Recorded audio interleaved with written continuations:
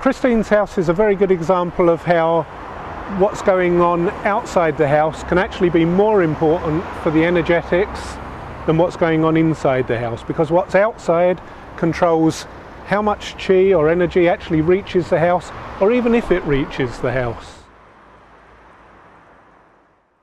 This is actually my second collaboration with Christine. She invited me to look at her previous house when she had some health problems.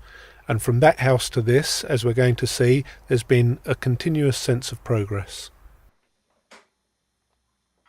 With some of my work, there's a very strong design element. Other times, the focus is much more on solving environment-related problems, and that's the way it's been in both my projects with Christine. When I visited Christine at her first house, she was suffering from some health problems. Now, some of the older wisdoms which design energetics draws upon have some very specific correlations between certain directions and certain parts of anatomy. And although that's a very unusual way for us to think, it's surprising how often and how specifically they're borne out. At the time I met Michael, I had some health problems. I had problems with my bladder, I had cystitis, I was constantly taking antibiotics, and I also had some problems with my knees. The front door was actually in the west, which correlates to feet, knees and water systems.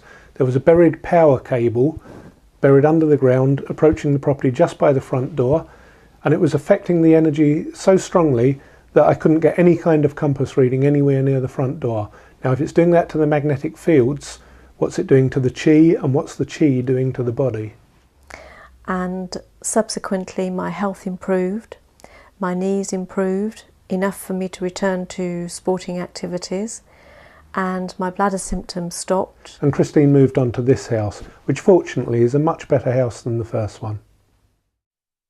But it still had its problems, because outside, what we see to the left, and here it's this enormous hedge, is associated with masculine qualities, whilst the right is associated with the feminine.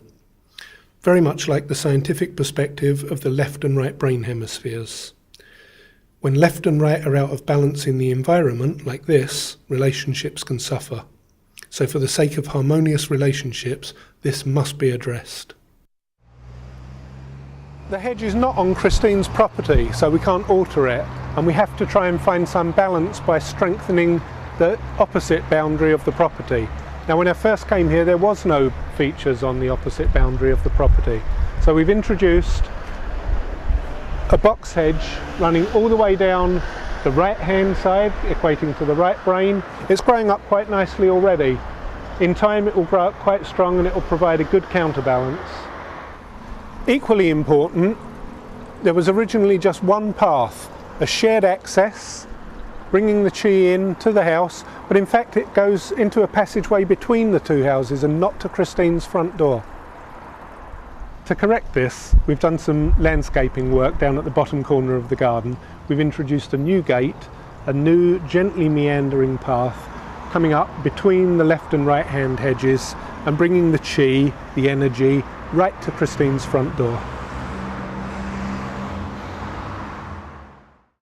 When I first met Christine, she was working for an orthopaedic surgeon. Right after the changes at the first house, there were significant developments, and she was appointed to a dual role as his theatre assistant and PA. Since we remodelled the front garden at this house, that career has gone from strength to strength. My career has really taken off since I've been here, in that I have travelled with this surgeon to Monte Carlo, to Miami, to Los Angeles. I've had a salary increase, I've had a company car, and my whole career has really taken off. One could discuss the principles endlessly, but the acid test is, does it get results? Well, based on what's been happening in Christine's life, it seems to work. And whilst once could be coincidence, I've seen these kind of results often enough to be absolutely convinced that environment plays a major part in shaping our lives.